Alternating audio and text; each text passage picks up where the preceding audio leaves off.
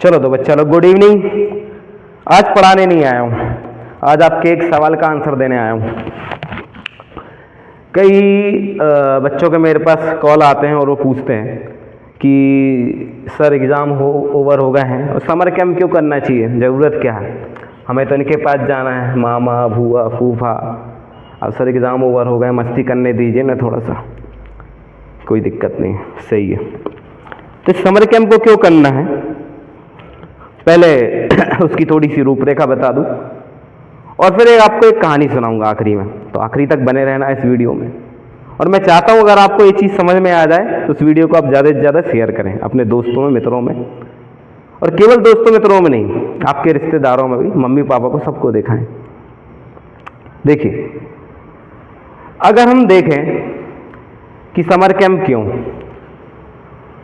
तो उसकी वजह केवल इतनी सी है कि आपके जो एग्ज़ाम अभी ओवर हुए हैं, तो हम बोलते हैं कि exam are temporary but your knowledge and skill last forever. इसका मतलब ये होता है कि आपने एक एग्ज़ाम दिया, आप उसमें पास हुए फेल हुए, ठीक है, वो एक अलग बात है, लेकिन जो आपने नॉलेज गेन किया ना, जो आपने स्किल गेन किया, वो ज़िंदगी भर आपके साथ रहेगा। और जैसा कि आज हम देख रहे हैं, देखो मैं इस चीज़ की गारंटी तो कभी नहीं ले सकता कि यहाँ जितने बच्चे मेरे से जुड़े हैं या जो इतने बच्चे हमसे जुड़ेंगे आगे, उनमें से कौन क्या बने या कौन क्या नहीं बने। मैं ये भी प्रेडिक्ट नहीं करता अभी कि किसकी नौकरी लग जाएगी, किसकी नौकरी नहीं लगेगी, लेकिन हाँ एक चीज़ जरूर कह सकता हूँ, ये मेरे पर्सनल अनुभव से बोल रहा हूँ मैं, कि जो नॉलेज गेन करता है, जो स्किल पे काम करता है, वो कभी भूखा नहीं मर सकता। हो सकता है आप नौकरी करने वाले नहीं, नौकरी देने वाले बने। मेरे बड़े भाई साहब हमेशा कहते हैं कि बेटा बेरोजगार ना दो प्रकार का होता है, एक होता है बेरोजगार, एक होता है काबिल बेरोजगार। काबिल बेरोजगार कभी भूखा नहीं मर सकता, वो कुछ ना कुछ कर ही लेगा अपने जीवन में।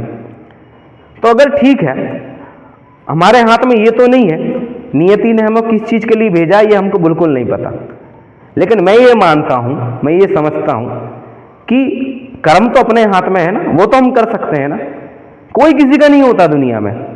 रिलेटिव भी बस जब तक है, अगर आप आज 95% बना लेते हैं, ताली बजाने के लिए आपके बाजू में खड़े हो जाएंगे कि मैंने तो कहा था ये बन जाएगा यार, ये मुझे तो भरोसा था। और यही रिलेटिव अगर आप थोड़े से कम नंबर ले आए, आपकी नौकरी नहीं लगेगी, देखिएगा यही ताने मारेंगे, हमने तो कहा था, बेवकूफ है, गधा है। कोई भी जीतने वाले घोड़े पे पैसे लगाएगा ना, हारने वाले पे कौन लगाएगा बताइए।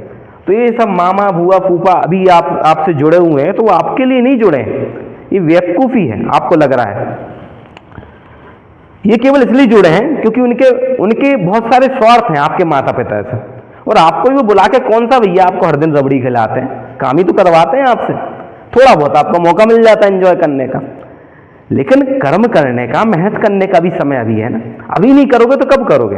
और आप जानते हैं कि आपका नॉलेज का स्तर कितना है, इसको जितना ज़्यादा ग्रूम करोगे उतना ज़्यादा आपका नॉलेज भी ग्रूम होगा, पर्सनैलिटी भी ग्रूम होगी। तो 3 महीने बेकार नहीं जाना चाहिए, ठीक है। तो नॉलेज बढ़ाओ, ठीक है ना, ये आप ही के लिए है, ठीक है ना, ये सब किसी काम के नहीं है। केवल एकमात्र ऐसा रिश्ता है जो हम कह सकते हैं बगैर स्वार्थ का है, वो है आपके फैमिली वाला, माता पिता भाई बहन जो होती है। ये केवल कुछ रिश्ते हैं जो वर्तमान में देखा जाए तो, वर्तमान का सिनेरियो देखा जाए, इसमें वो बिना स्वार्थ से शायद प्यार करते हैं, बाकी तो सब स्वार्थ के लिए आपके साथ खड़े रहेंगे।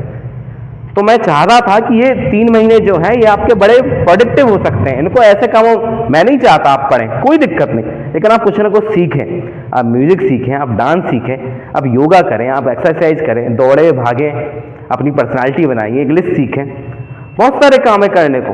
मैं ये नहीं कहता कि हमसे जुड़िए, लेकिन कुछ ना कुछ करिए। अब चलिए वो कहानी सुनाता हूं मैं आपको, जिसका मैंने प्रॉमिस किया था आपको, कि एक बार क्या होता है, एक सेठ रहता है और सेठ के व्यापार जो रहता है सेठ का, वो बहुत देश विदेशों में सब जगह फैला रहता है। अब एक दिन सेठ जी चूंकि मार्केट घूमने गए, उन्होंने देखा कि एक व्यक्ति कुछ विचित्र तरीके का लग रहा है और वो कह रहा है जिन ले लो, जिन ले लो। तो वो समझ नहीं पाया उस चीज़ को कि यार ये क्या बेचना चाह रहा है। तो सेठ जी गए उसके पास, सेठ जी ने कहा हाँ बताओ भैया क्या बेच रहे हो आप। कहने लगे सेठ जी ये जिन है और इसको मैं बेचना चाह रहा हूँ, और ये हर काम आपका करेगा, आप जो इसको काम दे दोगे ये करेगा। तो सेठ जी ने कहा यार ये तो अच्छी बात है यार, ऐसा कोई व्यक्ति मैं चाह भी रहा था जो मेरा काम हल्का कर दे थोड़ा सा। तो उन्होंने कहा कितने रुपए का? कहा मालिक मात्र 500 रुपये का है। तो सेठ जी ने कहा यार अच्छी बात है यार, ये तो बहुत अच्छी चीज़ हो गई कि भाई चलो 500 रुपये में कोई ऐसा व्यक्ति मिल रहा है जो मेरा सारा काम कर देगा। तो सेठ जी ने उस जिन को ले लिया। अब सेठ जी ने जैसे ही वो जिन को लिया अपने हाथ में, तो वो जो बेचने वाला था उसने बोला कि सेठ जी एक बात बताना भूल गया मैं आपको। कहाँ बताओ ना। कह लगे सेठ जी जिन आपका सब काम तो करेगा, लेकिन याद रखिएगा ये खाली नहीं बैठे, अगर इसको गलती से भी काम नहीं दिया ना आपको तो ये आपको खा लेगा। सेठ जी ने कहा अपने देश विदेश में व्यापार है, जहाजें चल रहे हैं अपने, इतना काम है यार, बूढ़ा हो जाएगा साला जन, मर जाएगा एक दिन, काम इतना है अपने पास, कोई दिक्कत नहीं। कहा टेंशन मतलब बहुत काम मेरे पास। कहा ठीक है। दुकानदार बोला ठीक है मालिक ले जाइए।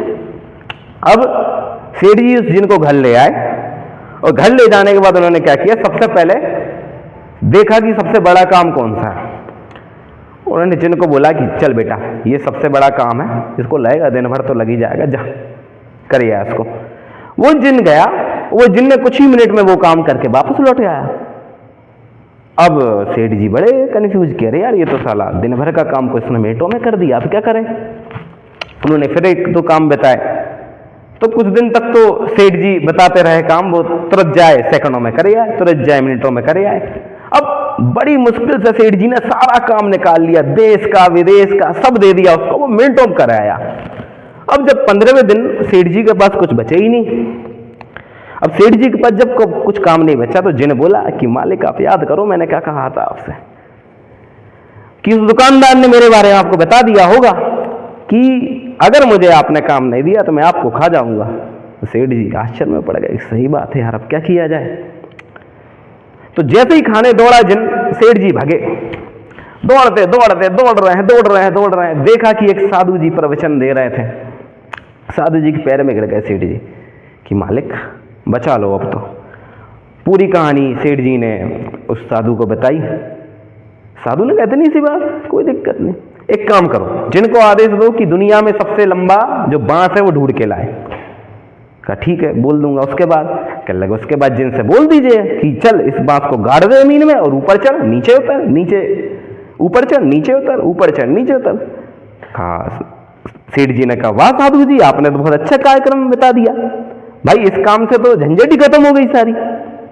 तुरंत जिन को बुलाया और आदेश दिया कि जा रे दुनिया में सबसे बड़ा बांस ढूंढ के ला। वो गया, वो बांस ढूंढ लाया।